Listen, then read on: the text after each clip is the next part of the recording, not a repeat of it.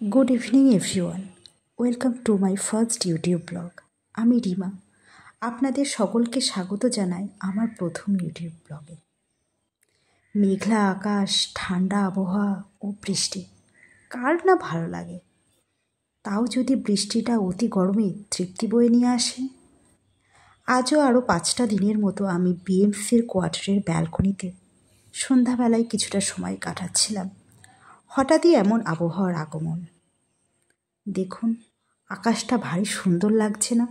নীলচে আকাশ। আকাশে দেখুন পাখির আনাগোনা শুরু হয়ে গেছে। তারা স্বাধীনভাবে আকাশে ঘুরে বেড়াচ্ছে।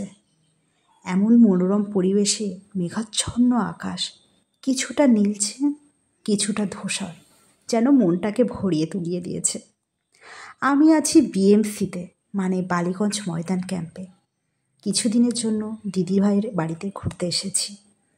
সাথে মাও আছেন, যদিও মা এখানে বহুদিন ধরেই আছেন, কারণ আমার দিদির টুইন্স। এই এমন মনোরম পরিবেশে যদি কিনা একটু ভাজা পোড়ার সাথে চা হয়, কেমন হয়, জমে যায় না? তাই দিদিভাইকে আমি বললাম পেঁয়াজি ভাজার জন্য। সে আমার কথা মতো রান্নাঘরে গিয়ে পেঁয়াজি ভাজতে শুরু করলো। লাল লাল লাল লাল করে পেঁয়াজি ভাজতে শুরু করলো।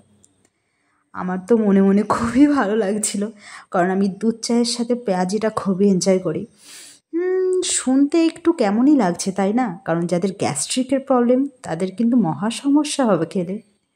But I love this combination. তো আমি পেঁয়াজি ভাজা হয়ে যাওয়ার পর সেগুলোকে প্লেটিং করে নিলাম, সাথে কেচাপ ও কাসুন্দি দিয়ে। কেচাপের সাথে তো আমি পেঁয়াজি খেয়েছি, বাট কাসুন্দির সাথে পেঁয়াজিটা আমার খুবই ভালো লেগেছে। আমি, মা, দিদিভাই ও ইভান আহান, আমার দিদির 2 ছেলে, সবাই পেঁয়াজি এনজয় করলাম, সাথে চাও খেয়ে নিলাম। আমার এই ছোট্ট ব্লগটি আপনাদের কেমন লাগলো জানাবেন। আমি নতুন, আমার পাশে থাকবেন। ভিডিওটি ভালো লাগলে লাইক দেবেন ও চ্যানেলটি সাবস্ক্রাইব করে দেবেন। দেখা হচ্ছে নতুন আরেকটু ব্লগ নিয়ে, কিছুটা ইমপ্রুভমেন্টের সাথে।